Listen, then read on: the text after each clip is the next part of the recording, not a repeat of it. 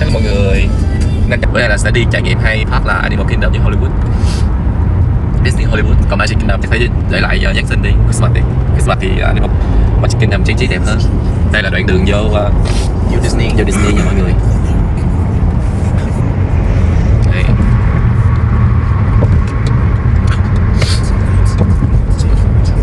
Rất là buồn. Bây giờ mọi người mình muốn đi Epcot. Đó, đây là những cái bảng mà mình đi vô tên của cái công viên.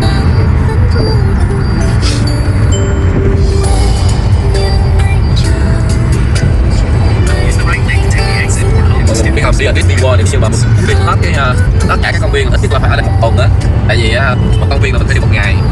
Ở đây nó có tổng cộng là 5 khu trò chơi cho mình chơi với một khu Disney Downtown để mình shopping này kia, rồi resort, công viên nước nhiều thứ. Trong Disney có thành phố sao không chơi đó chơi đây hả?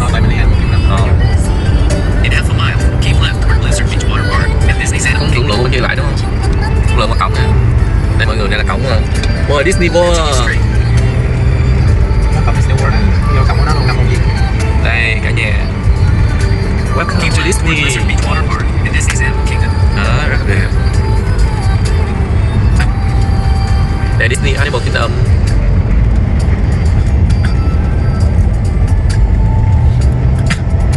Đợt này là đang dịch Covid nên chắc mấy công viên này nó không đông nên chắc kỳ lựa những cái lúc này là mình đi. Thứ nhất là vừa rẻ, giá vừa rẻ. Hai là đi chơi ít người nên chứ không thôi đi chỗ này mà mấy chỗ mấy ngày mấy mùa hè này là đông lắm, đông người. Đây một trò chơi mình vô là mình phải get line rất là lâu, khi đợi 1 tiếng rưỡi 2 tiếng luôn. Mà hy vọng bên đây vô là get line không có lâu, tại vì hôm nay chắc đi ngày thứ 3 rồi, hay là dịch Covid nên chắc ít người đi nên Disney dành on xe quá trời luôn để cho cái cầu du lịch mình. Rồi sau vụ này chắc nghĩ là nửa vé nó sẽ lên rất là cao, thay vì 140 mình sẽ bán 140 để nó bù lỗ.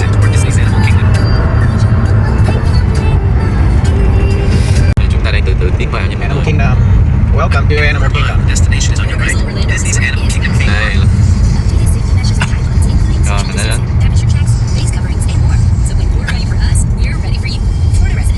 The destination is on your right. Disney's Animal Kingdom theme park. Đây là cái bảng nha mọi người. Arrive. Đây mình phải đợi. Disney Animal Kingdom này là chỗ mà coi thú này kia mọi người, với một phần đó là nó cho mình lên cái xe đó giống như là cái xe bus vậy đó, chở mình đi vòng coi thú, coi kiểu mà thú tự nhiên. Nó sẽ đi vòng xung quanh mình, chắc chỉ sẽ quay hết cái chuyến hành trình trong khu để cho mọi người xem. Yes, I'm good. How are you? Okay. Mọi người thì chúng ta đi do dịch Covid chúng ta phải đi đến cổng. Thank you very much. Chúng ta phải đi đến cổng để mà quan sát coi kiểm cho bao nhiêu người vô chứ nó không cho vô đông như mọi khi. Parking này là 25 đồng. $25 cho một cái parking đậu xe, chứ bình thường là giá rẻ nhưng phải tốn tiền parking. Chỗ này có một cái khu gọi là gì ta, cái công viên rất là lạ này. Qua mọi người xem thấy cái núi nó nhô kia, đó là Pandora, là cái trong bộ phim Avatar. Không có dịp đi.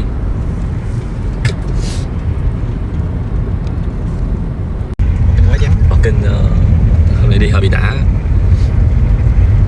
Hồi nào giờ đi mấy cái công viên Universal hoặc là SeaWorld là kia đông người quá cái mệt. Bây giờ già cả giờ đi chơi là phải đi lựa mấy cái ngày vắng gì đi để mà không có get line xếp hàng lâu, đi cho nó khỏi. Đây mọi người, bây giờ nó hỏi mình ok không mới cho vô, tại sao mình có bị bệnh này kia. Em đang bị energy. Đây mọi người đang test đây nè, đang test Covid. Nó chơi thôi chứ chỉ xem cho. Cái khu đất Disney là lớn lắm mà mọi người. Nó một cụm công viên, tới đi đến cụm công viên là phải chạy lên xe rất là lâu, 10 phút không. Đây là xung quanh parking của mình, nơi đậu xe hơi bị vắng, nhưng mà họ cũng ok, cũng không vắng lắm không á. Cũng có một lượng xe khá là đông sẵn rồi. Kêu mình vô. Ok, kêu vô. Đây có người kêu mình vô. Đây mọi người, do chương trình mình dịch nên nó bắt mình đeo khẩu trang nha. Đi chơi hôm nay là hai đứa em đi chơi mùa dịch. Hồi sáng có chở thằng nhỏ Thobi theo, nhưng mà ở nhà anh bạn ở đây. Parking nó cho đậu một cách một, bỏ một cách một, bỏ một. Đây mọi người cho coi parking mùa dịch nè. Đây, tức là tất cả các xe đậu là không có được đậu gần nhau. Xe cũng bị lây dịch nữa đó. Xe không bị cách sát phít. Vui ra bởi hàng kia có parking này nó thấy nó rộng quá, chắc cũng ít người đi. Lóc xe đi. Em nhớ chỗ nào gì? Chúng ta đi kiếm vật đó nha.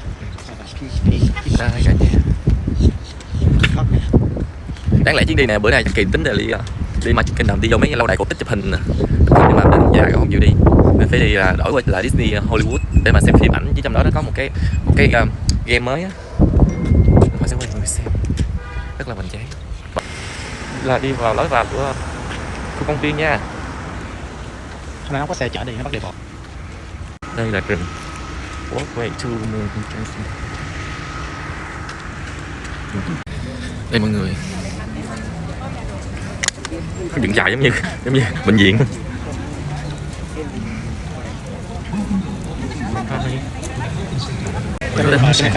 Chúng ta hả? Chúng ta sẽ bị bắn nhiệt độ nha mọi người. Đây.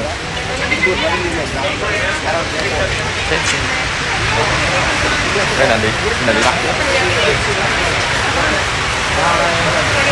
Các Kỳ đang đến chỗ soát vé này, chỗ lấy vé ticket nè mọi người. Khá là vắng. Vừa mới lấy vé ticket xong nè. 130 2 park 2 ngày book online rồi, giờ chị lấy. Đây nó ác ghê, nó đưa cái thẻ đâu anh cho mọi người xem cái thẻ, anh cầm cái thẻ của anh, cái thẻ anh chụp kia coi. Đây là cái thẻ anh định nè. Tên của ổng nè. Brandon, và tự nhiên cái nó đưa mình thẻ cái bà đàn bà này mà có tên của mình luôn mới ghê. Đây. Đừng có mất thẻ nha, thẻ này ngày mai đi cổng kia luôn đó. Đây là một thẻ này đi cho 2 cổng. Rồi giờ mình phải tiến đến công viên thôi. Morning. Kiểm tra vé.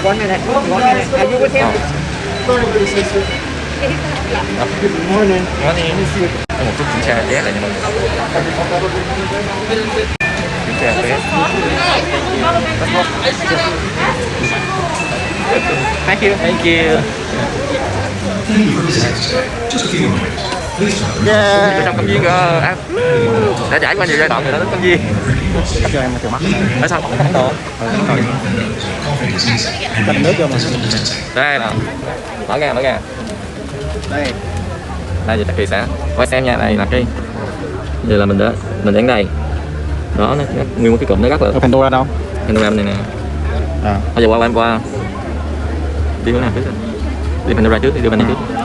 Đây không? Đây là rừng U Minh.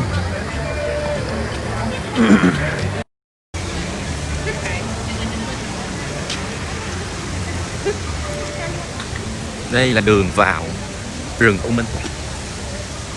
Sợ thú rồi. Kìa con gì mình nói gì? Con gì nó cũng đụng mình nói gì? Trời người ta. Má ơi cái mặt. Em tính ai không à? Nói sang cảnh từ tiếng Anh Animal Kingdom đó chỉ là một cái sở thú thôi nha. Để mình coi thú thôi. Này cái nha, bây giờ nha. Huyền bí chưa?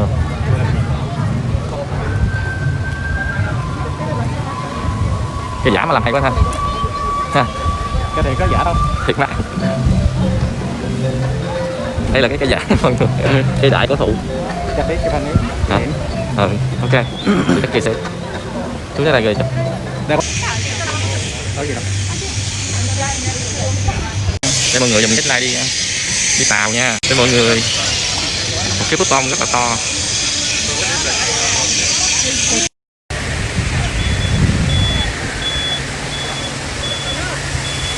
Cái chiều đợi 50 mét min đó anh. Thấy không? Ở ngoài đó đó. Tới đây đợi thôi chứ. Không ý nói. Tôi biết cái này nó quá dài. Wow, đây mọi người, đây là xứ sở của những người da màu xanh nha.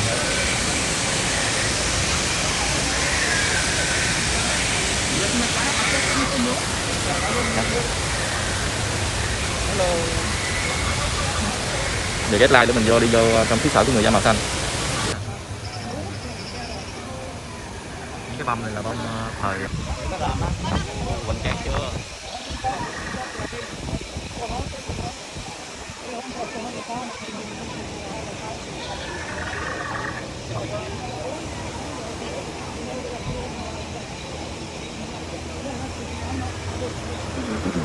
Còn hoành tráng này trong hang nha, có một cái bông hang thịt người bên kia kìa. Wow, cho mọi người quay một tầm bông hang thịt người đó.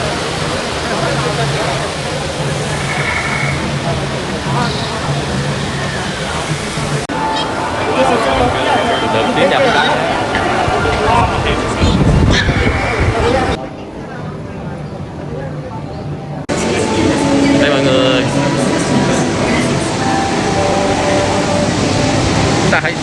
nào vậy? Thôi họ có cả nhà thôi. Nè tao đi rồi. Tao giữ cái đường này chắc thì nó rớt. Gì đó? Coi trong này nó Thì nó nhào ke xuống. Nếu gặp mà bình thường là nó cho mình đi quay cầu luôn á. Nó cho đi đông không?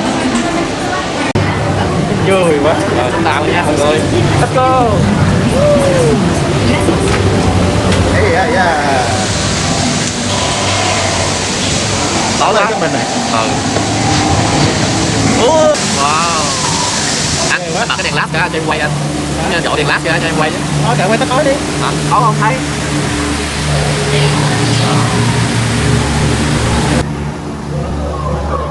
Đâu? Một lần tay xuống đó. Có nào lấy cái gọi luôn không? Em á, cầm điện thoại đi Hả? Anh thấy chưa? không đừng có trốn mình kìa. Wow.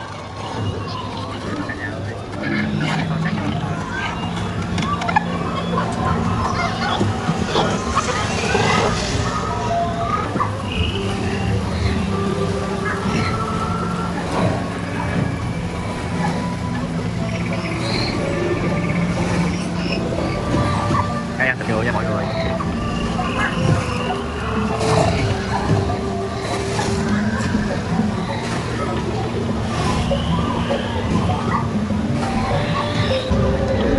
Hai con quái rồi mọi người ơi.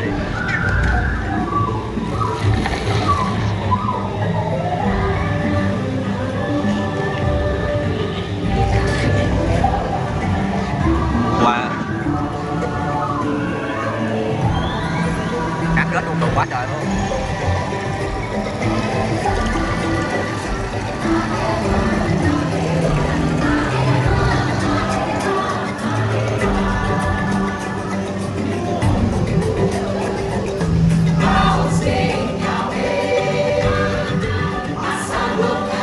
Thế thôi.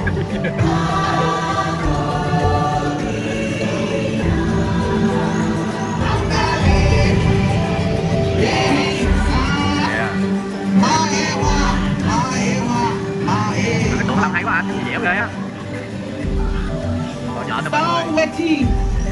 Hai. Dinero fare papi, na rinting lao, Đây anh thử được không? yol, amgale, laging san, Làm hay quá hả? Matewa, Tôi nghĩ y chang luôn á. Matewa, Chưa có làm cái mình ở đâu. Irayo,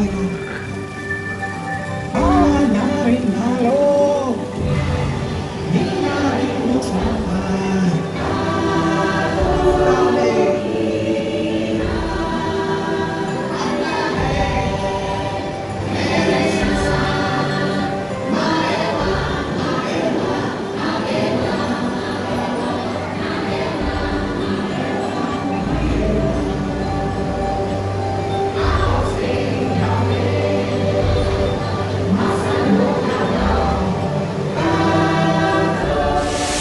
Đây là mẫu núi bay nha mọi người. Điểm ăn tiền nó hơn cái này. Nó đi quay ở đây nè.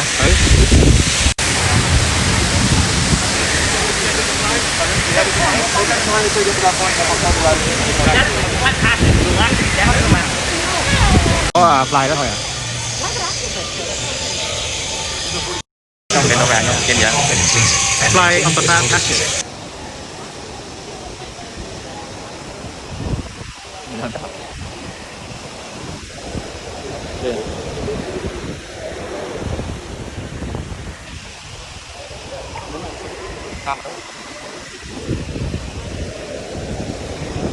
Mọi người giờ chắc chị đang cách like chuẩn bị bay nha. Chúng ta chuẩn bị bay về thời tương lai năm 2151 nha, của vùng đất Pandora nha. 2151 của vùng đất Pandora là vùng đất không phải là trái đất nha mọi người.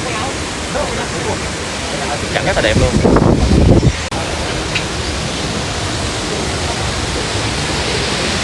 Đẹp chưa anh? Wow. Mấy cái bông này héo quá rồi nè.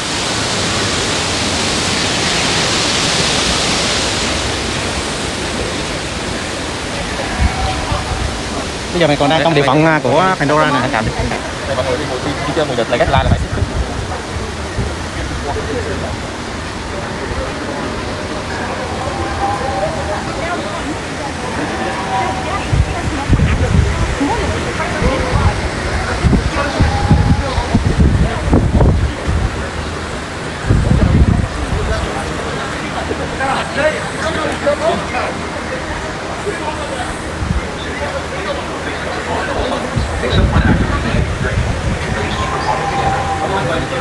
And maintain physical distancing between your party and others.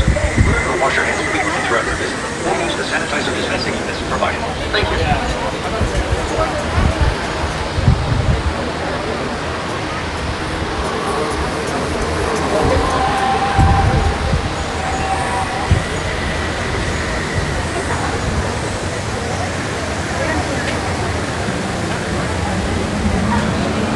Vào trong này nha.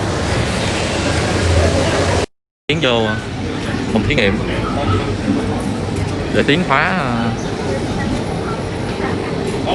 phòng thí nghiệm.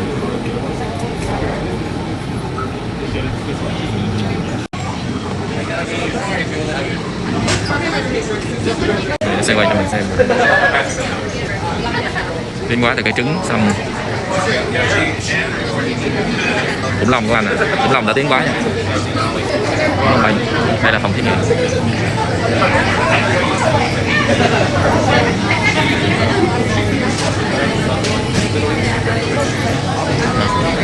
Tí nữa mình coi. Wow. Từ từ á, từ từ. Đây là phòng thí nghiệm nè. Rồi chi tiết kìa ấy.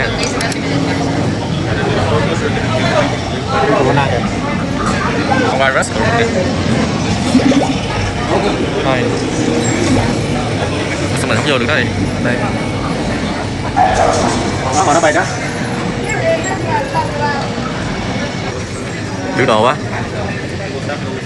Rồi như hai người bay xong rồi. Read number 4. Kyle, how many? Read number 4. Có 1, 2, 3, 14, 15. Hồi hộp với cả nhà đi. Hồi hộp luôn. Chưa. You guys are number 9.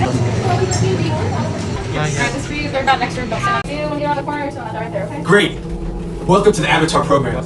Soon, you're gonna have a chance to undertake an amazing Navi rite of passage, flying on the back of this powerful animal called an eagle, or as we call it, a banshee. The way you're gonna do this is by being matched to something called an avatar. They're created by blending human DNA and Navi DNA. Once we match you to an avatar, thanks to a special link share, your mind will be able to control that avatar. Using avatars to fly this way was all figured out by my boss, Dr. Jackie Ogden. She leads our science team, which is part of the Pandora Conservation Initiative, and we're here at the Valley of Moara studying banshees and their environment. Kiểu mình vừa mới trải nghiệm xong một bộ phim trong Avatar. Một cuộc hành trình Cuộc hành trình bay lượn rất là bay lượn trên bầu trời của Avatar. nó đã vô cùng. Nhưng mà các tiếc là mình không quay được, tại vì cái mình ngồi trên một cái ghế xong mình phải đưa cho mình kiếm mình đeo, rồi mình sẽ bay vòng xuyên màn đêm, mình sẽ nấu những con yêu quái rất là thích luôn. Họ sẽ đi thêm một vòng nữa có thời gian.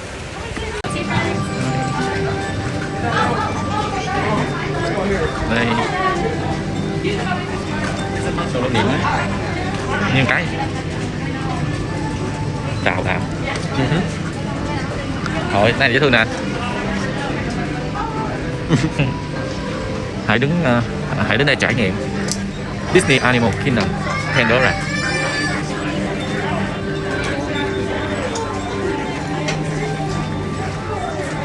Cái cán ghê ha. Này dễ thương nè.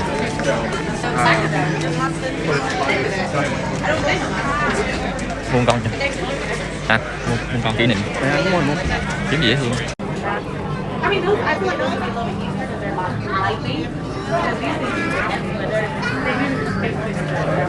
Rồi phải đi nè. Hãy đến trải nghiệm sở thú nha. Đi về dùng tương lai 2154 tại Pandora giờ. Hai đứa mình đang đến Safari nha. Để chuẩn bị lên sở thú nha. Đi coi sở thú, đi coi thú nha. Mọi người cho xe chở mình đi nè. Vui hả? Safari tại Winford cũng giống vậy. Winford Phú Quốc.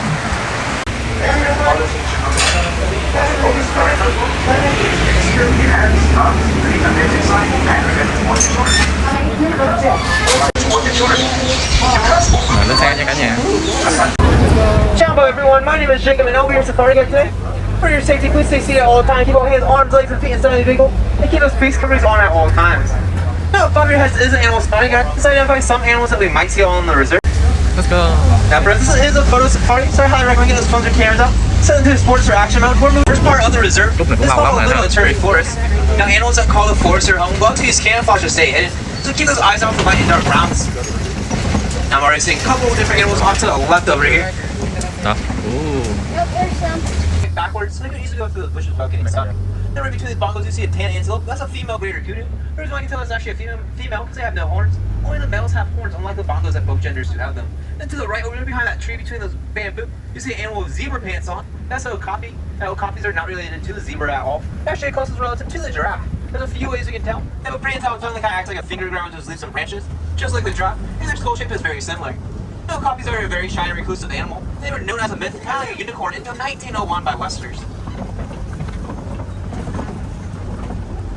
Now behind this watering hole, and you see a black rhino laying down. Now black rhinos weigh about 3,000 pounds. There's less than 5,000 left in the world. If you look at their mouth, it's kind of rounded because they have a pretty tall upper lip, which kind of acts like a finger grab into its leaves and branches, which is perfect for foraging in the forest. Now there are a lot of animals that call the forest their home. Some simple things you can do to help protect them is simply recycling paper. But recycling paper will help with deforestation.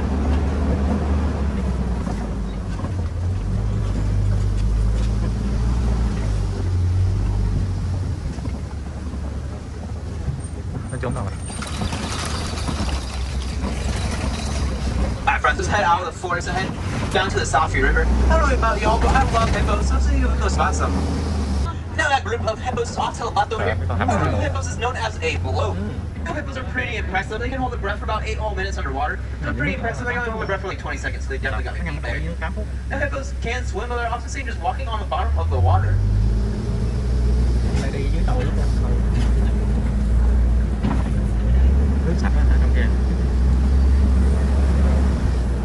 Now let's head further down the river and see what other animals call the river their home.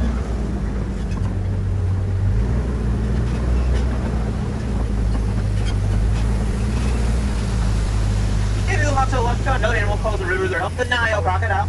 Now, Nile crocodile is surely the largest species of crocodile found here in Africa. They can be about 16 feet long, that's about how tall a giraffe is. Now, the river crocodile has 2 different names. They're found on land, they're called fast. They're found in the water, they're called a slow. They're to get confused with the bloat. Now, the first animal I see coming around this corner out of the savannah are some giraffes. Now, the river giraffes is known as a tower. We say tower above everything.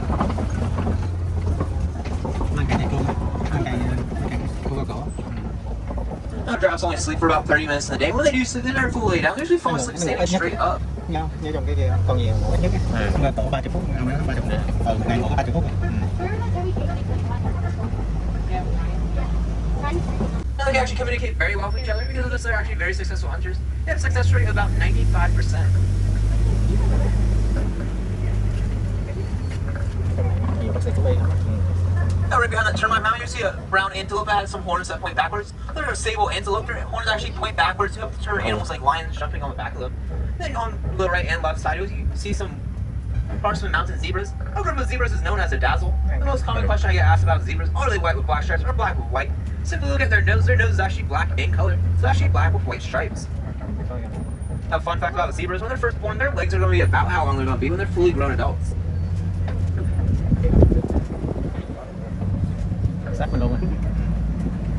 Now we're getting closer to this tower of giraffes. If you look at their pattern, it's actually messy and jagged looking, so you can actually tell these are actually Maasai giraffes. I got the name of Maasai giraffes from the first tribe that found them, the Maasai tribe. If you look off to the left, you can often see them sticking their tongue out. You can see their tongue is actually blue in color. That's because they spend most of their day eating and kind of acts like a sunscreen. Now their tongue is prehensile, which means it acts like a finger grab onto its leaves and branches, just like its cousin the okapi. It's super long, it's about 18 inches, it's about the size of your forearm. It's actually so long, in fact, it can lick their own eyeballs. Now on the left and right side, this tan antelope has a pattern since England. They're actually the largest antelope found out on the reserve. Fully grown, they can be about 6 feet tall from the shoulders, and they can leap standing still about 8 feet on top of that, so hopefully they're not afraid of heights at all.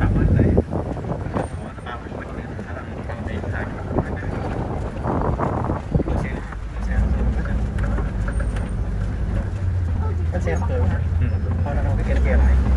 If you look to the right, straight back by that giraffe, you'll see a small antelope that looks like s'mores. Those are springbok. They're actually the smallest antelope fed out on the reserve, weighing in a monkey species, weighing in about 100 pounds. Now the most common question I get asked, oh, there's a baby mandrill. If you look at this middle mandrill right here, you see a baby mandrill. Con kìa, con luôn. So the most common question I get asked, how can you tell the difference between monkeys and apes? Oh, or a monkey ends with a Y, the Y kind of looks like a tail. Some monkeys have tails and apes do not.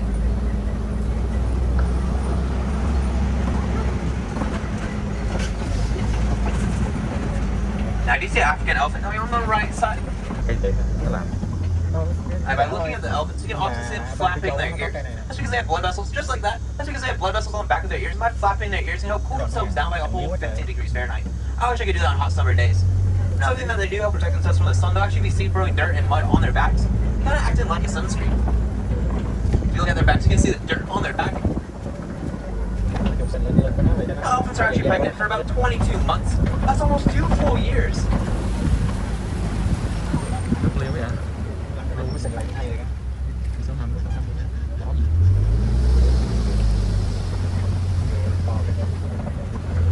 Now on the left side of the truck, you see some greater flamingos.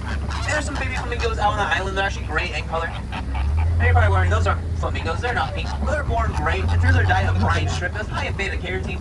They turn that beautiful pink color that we all know. Now the greater flamingo, Asherololitis, pink species of flamingo. That group of flamingo is known as a flamboyant.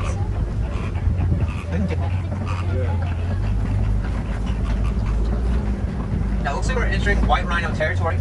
Now white rhinos are a lot larger than their cousin the black rhino. White rhinos weigh about 5,000 pounds, but the black rhino we saw earlier weighs about 3,000, so it's a pretty big difference.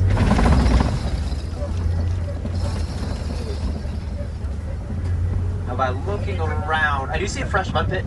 Mud pits are a great sign that rhinos are somewhere in the area because they love them. They'll be often seen rolling in the mud, coating their skin, help protect themselves from the sun and pesky bugs that might land on them. Kind of acting like a sunscreen and a bug repellent all in one.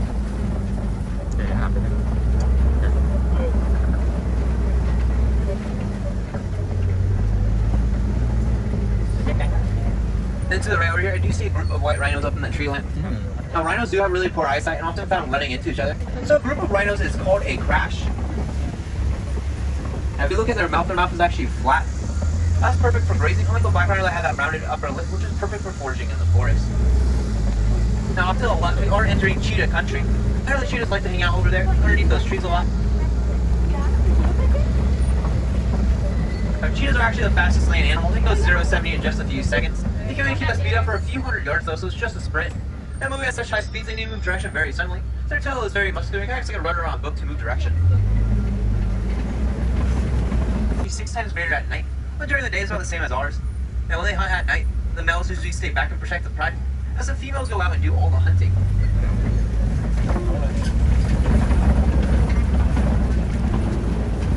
Now as you spend the rest of your day in Disney's Animal Kingdom, keep those ears out listening. A lion's roar can be heard from about 5 miles away.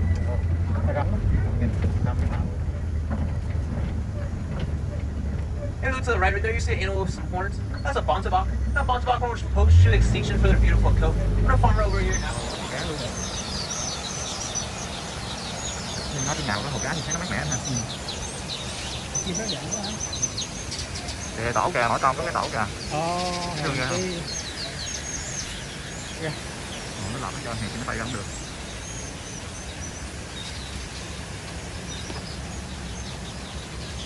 Chim sa cá lặn. Chừng bây giờ rồi. Cái này nó có để miếng lưới bơi cá không bơi. Cái này của chim mày quá ha. Sao con lại biết tổ của mình nó vô? Nó vô đại. Con nào cũng có cái tổ. Đây thì các chị đang post vô coi phát triển rồi nè. Đó đẹp. Với tổ làm bàn tay chi? Chi. Nó đậu làm bàn tay rồi. Đi anh. Xe đi xe bus rồi.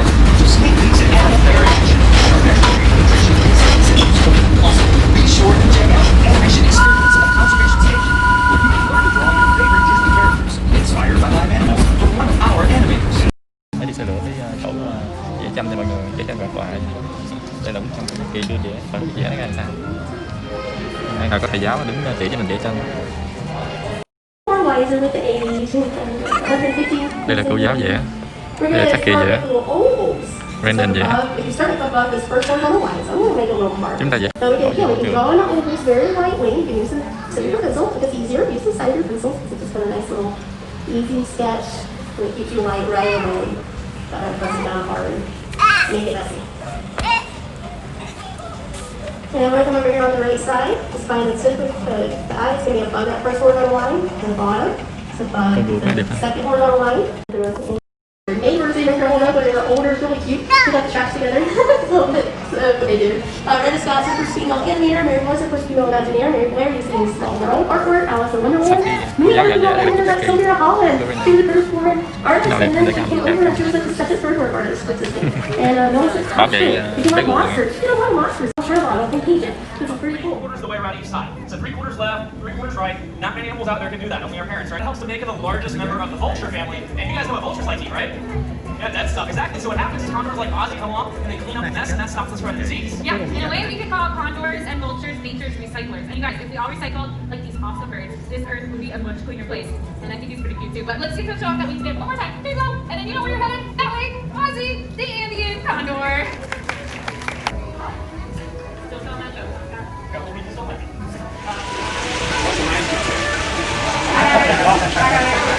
You guys can take off. Mình chuẩn bị đi tàu nha mọi người.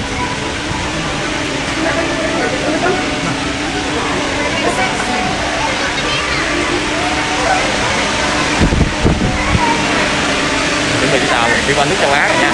Nãy là ở Africa. Coi xiếc thú, xiếc chim, xiếc này xiếc kia. Đây là ngôi đền. Đi thử quay mát không sao luôn.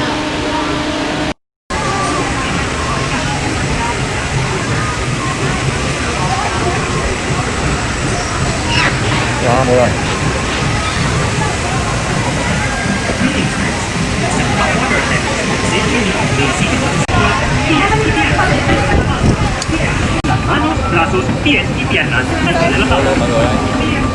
Mọi người ơi. Oh my gosh! Oh my god. Oh boy! Rồi.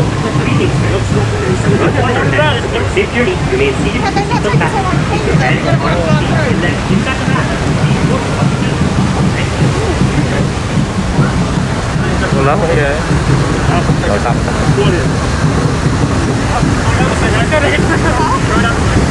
Ác thiệt.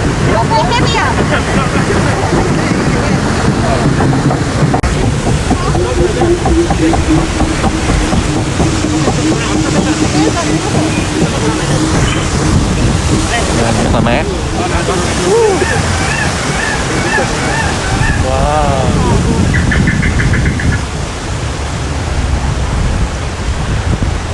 Ok chưa? Wow. Rồi, núi luôn kìa. Để quá vậy.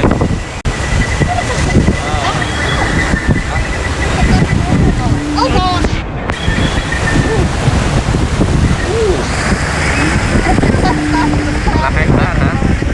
Ấu được. Chế được á. Salami á. Salami không? Kim rết hỏi à. Không. Này ba bá rồi.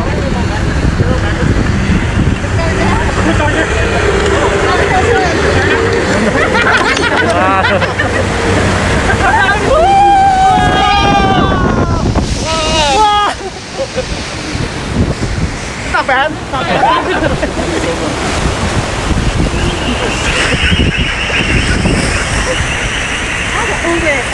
Đi sức khỏe vậy.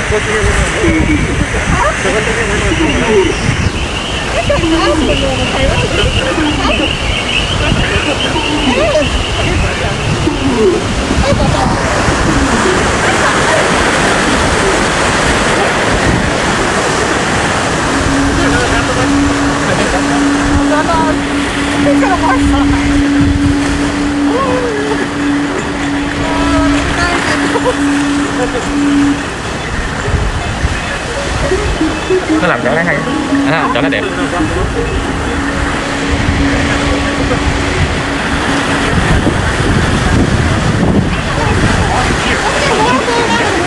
Đó là sao mình chịu hành trình bảo tàng khủng long nha.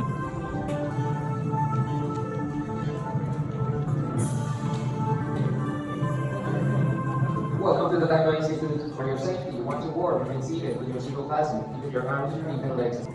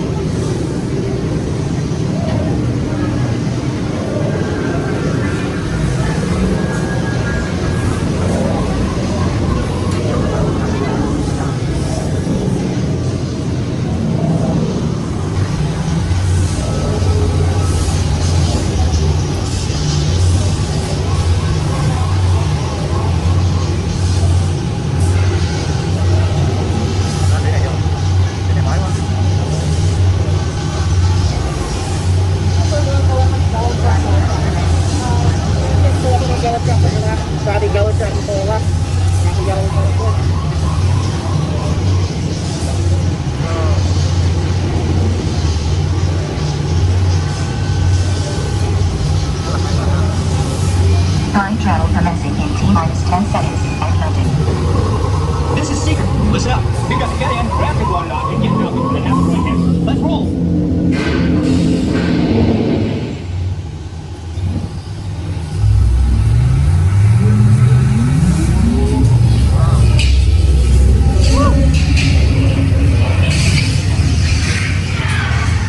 Okay, yeah, let's go get that.